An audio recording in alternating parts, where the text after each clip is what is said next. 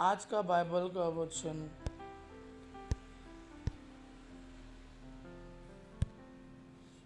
उपदेशक ग्रंथ अध्याय 3 वचन 1 से 11 और आज का सुसमाचार सन लूकास के अनुसार अध्याय 9 वचन 18 से 22। उपदेशक ग्रंथ अध्याय 3 वचन 1 से 11। पृथ्वी पर हर बात का अपना वक्त और हर काम का अपना समय होता है।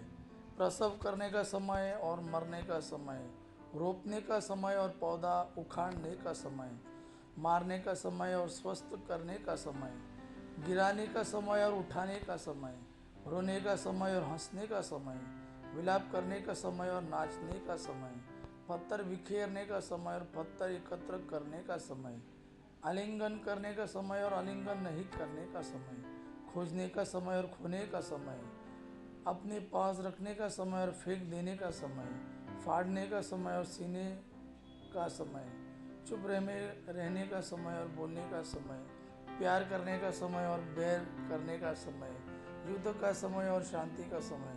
मनुष्यों को अपने सारे परिश्रम से क्या लाभ। ईश्वर ने मनुष्यों को जो कार्य सौंपा है, मैंने उस पर विचार किया। उसने सब कुछ उपयुक्त समय के अनुसार सुंदर बनाया है।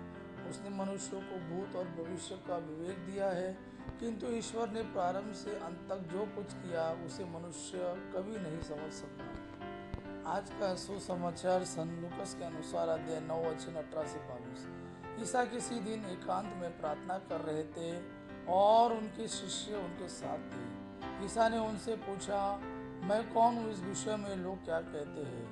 उन्होंने उत्तर दिया, यूहन्ना बपतिस्ता, कुछ लोग कहते हैं एलियास और कुछ लोग कहते हैं प्राचीन नबियों में से कोई पुनर्जीवित हो गया है। ईसा ने उनसे कहा, और तुम क्या कहते हो कि मैं कौन हूँ? पेतरुस ने उत्तर दिया, ईश्वर के मसीहा। उन्होंने अपने शिष्यों को कड़ी चेतावनी दी कि वे यह बात किसी को भी नहीं बताएं। उन्होंने अपने शिष्यों से कहा, मानव पुत्रों को बहुत दुख उठाना होगा, नेताओं, महायाजकों और शास्त्रियों द्वारा ठुकराए जाना, मार डाला जाना और तीसरे दिन जी उठना होगा। यह प्रभु का वाणी है। प्रभु को धन्यवाद। आबा पिता की महिमा और पुत्र यीशु का प्रेम आपका सदा सर्वदा बना रहे। आमीन।